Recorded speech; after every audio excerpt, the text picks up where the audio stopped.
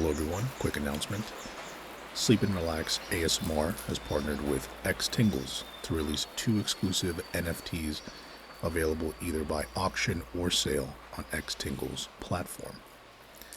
X Tingles is the premier marketplace for ASMR digital art and collectibles, which you can collect, sell, and trade.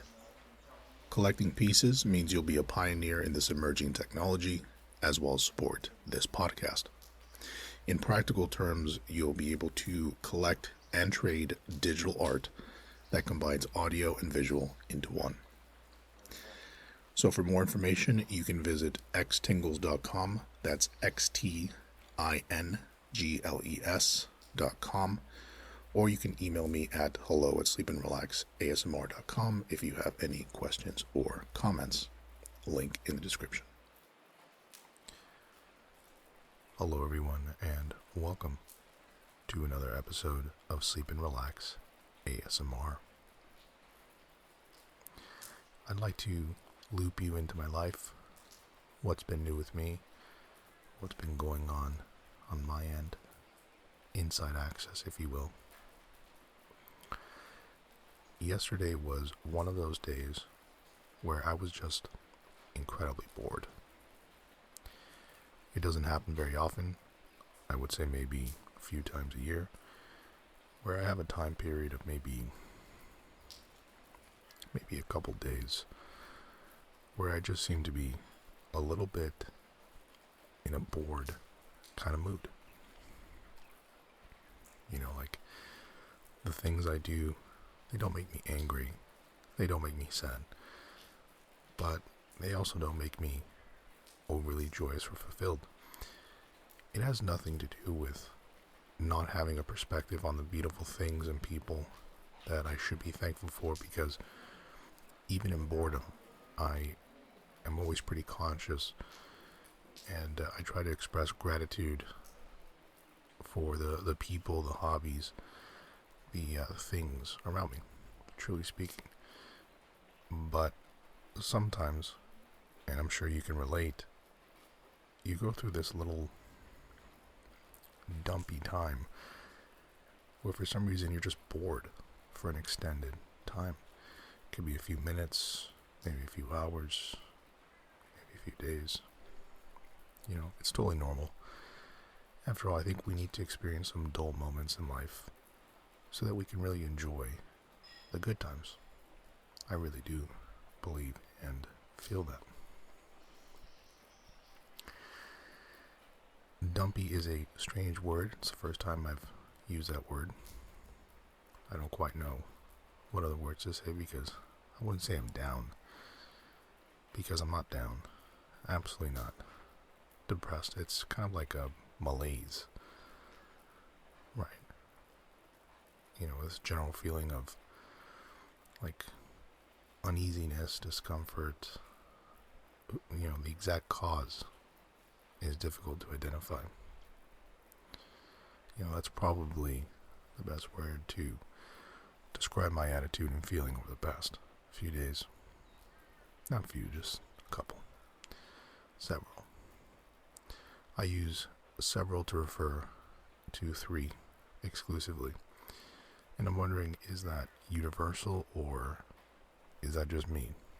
As I wonder, as I ramble about my boredom, simultaneously making you bored while you listen to this, I'm sure.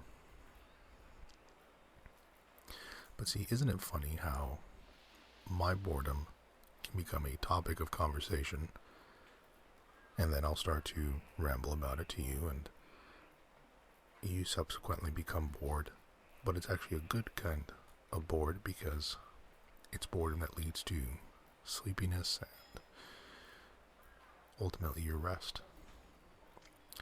So you're kind of taking advantage of the fact that I'm bored for your boredom, for your gain of sleep, whereas I just have to deal with boredom. But I don't blame you. I think it's okay.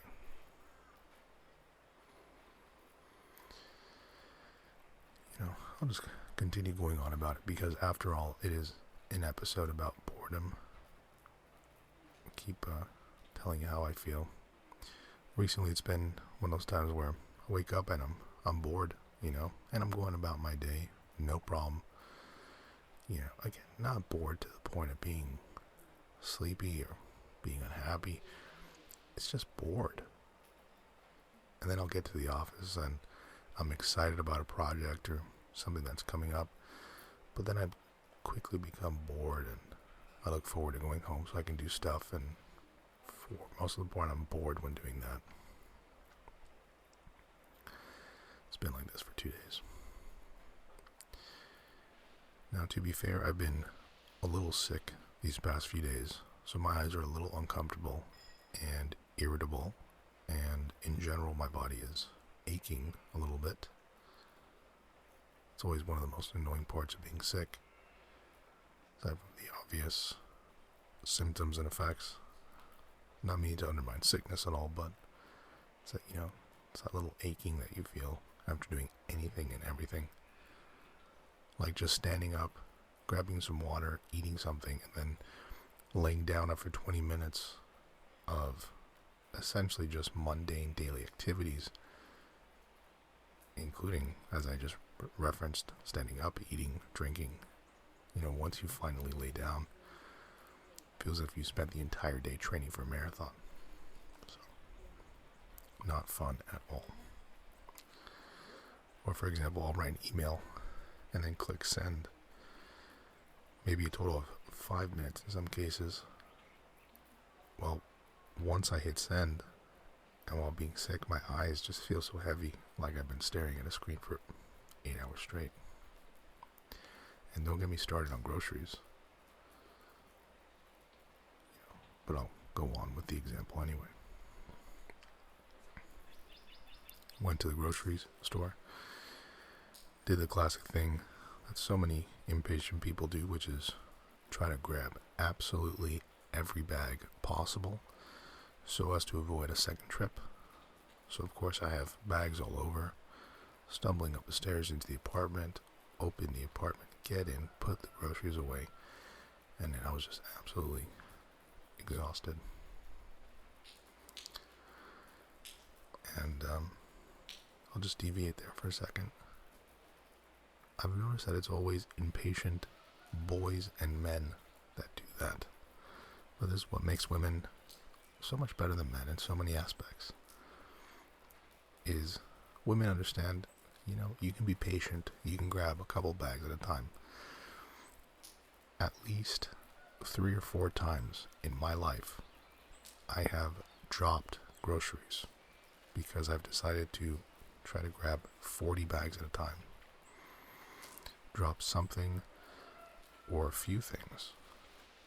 And then of course what happens, I have to go back in the car, get the grocery, or walk to the grocery store in some cases, get new eggs, get new milk. But, like my mother never told me to do that. Not even my dad. My dad, I think, he just said, okay, just do whatever you want. But every friend I've had, now that I go grocery shopping with my friends, but when we were little, let's say, go to their house and, their mom had to go to the grocery store. Obviously I'd tag along, and we just do the same thing. But then my friend's sisters never did that. Anyway, like right now I'm so bored. I nearly clicked away from this recording to go look at something else online, and I never do that when recording because, I don't know, because I'm in this kind of mood recently. I think I'm looking to do something when in reality I need to probably just relax and refocus, continue building discipline. Nonetheless, I do have a hypothesis as to why I've felt like this. One word: routine. I am a very routine-oriented person. I like the idea of waking up and having a very clear idea of what the day will have for me. I don't micromanage, and as a matter of fact, I really dislike that. I'm not the kind of person that, for example, 7:30 a.m. wake up, shower, or 7 a.m. wake up, shower, 7:15, go to the kitchen, make 2 eggs, 2 toasts, half a cup of coffee, 7:50 out the door, head to work, whatever, 8:30 arrive to the office, open email, check messages, for me, I can't do that. For me, it's just blocks of my day. So, for example, morning, wake up, shower, record. Breakfast, head to office. Afternoon, work, of course. In general, just reserve that for work. Evening, exercise can be in the form of jogging, perhaps going to the gym. Once completed with that, reserve time to have dinner or enjoy time with friends and or family. Otherwise, just wind down for the rest of the day and prepare for the day after. Recently, my exercise has been compromised, mostly of jogging. I go through these phases where I really enjoy the gym because of the fact that I get to lift, and it is very helpful, and it gives me the best results, of course. But sometimes I get so frustrated with dealing with so many people at the gym, and I'm wondering if others out there go through a similar phase from time to time where it's like you just want to zone out, and it's hard to zone out when you have a group of 5 high school kids lifting together, which I've never understood. If you have a group of more than 3, why are you guys waiting for the same machine? I've seen that so many times where, again, kids, 16 years old, 5, 6 of them, just looking at each other while they're lifting, talking to each other, sharing the same machine. I guess they treat it more as an opportunity to fraternize and have a good time and hang out, but it doesn't seem to be a very effective strategy. But in either case, recently I've been almost exclusively jogging, and then what happens is I reach a point where I get bored of jogging, and then I'll switch to lifting. So, yeah. Where did I leave off? Anyway, on weekends, let's say there's a sporting event I'd like to watch, perhaps a Premier League match, perhaps a basketball game, whatever it may be. I'll block off that part of my day and work around it. So, for example, morning, wake up, shower, have breakfast, head to the sporting event, head to a bar to go watch the game, in the case of Premier League. Afternoon/evening, depending on whatever time I get home, edit a couple of episodes, have dinner, get ready for tomorrow, so on and so forth. Look, routines are funny things. See, I read that habits form in 3 steps, or in 3 parts. There's a cue that signals it's time for some behavior to occur. Secondly, there's the routine, the behavior itself. And thirdly is the reward, something that your brain likes and helps it remember that kind of habit cycle. So rambling on, I think the issue with my boredom has been a lack of routine. I've been traveling a bit, partially for work, but I have flexibility in terms of how I spend my time. And what has occurred is, for the first couple of days, I didn't have my routine, and everything was very unfamiliar. I've noticed that when I'm out of my routine, outside of that comfort zone, my natural inclination is to want to just be idle until I get back into it. And then I start questioning everything.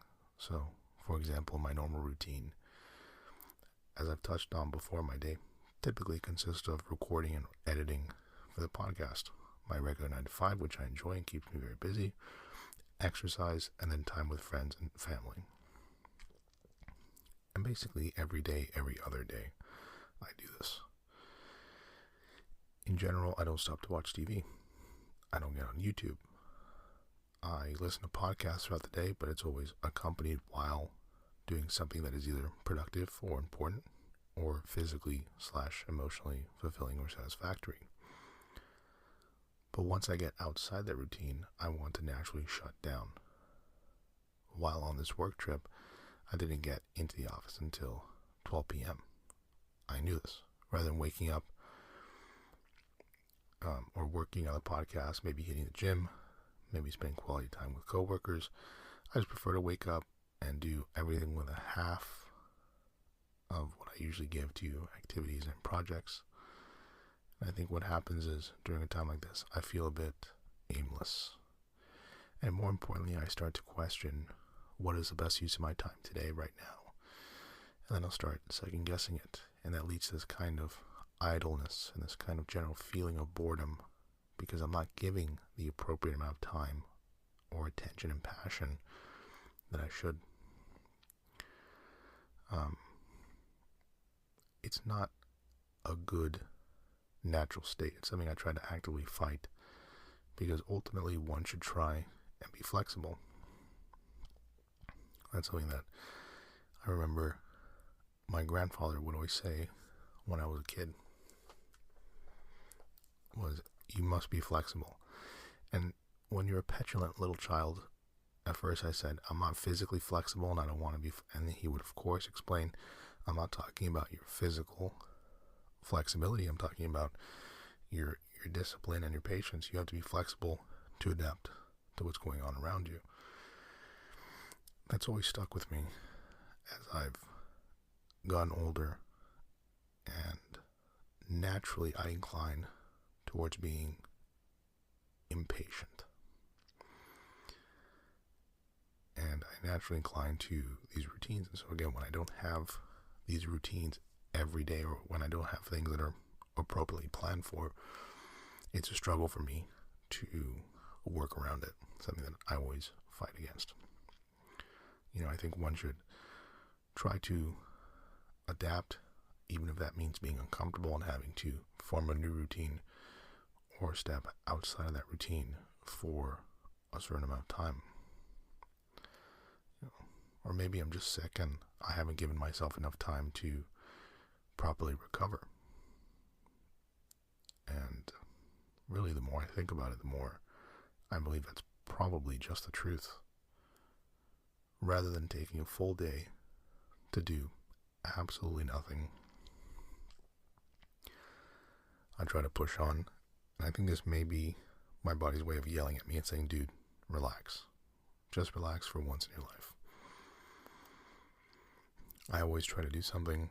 I always like to be as productive as I can in a single day. So for me, just lying down, even when sick, even when I understand it's productive, insofar that I would actually rest and be over my sickness quicker, it's difficult for me to relax for an entire day.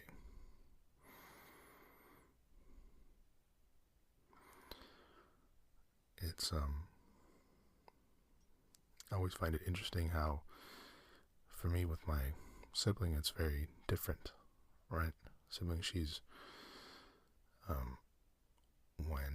when she's sick, she's able to just go ahead and just take the day off. It's okay. And then what happens? She recovers very quickly.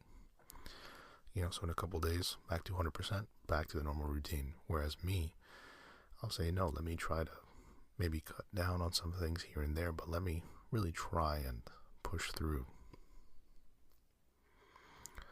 And so what happens is I stay sick for a week, 10 days, because I'm never actually resting, never listening to anyone's advice, stressing myself out.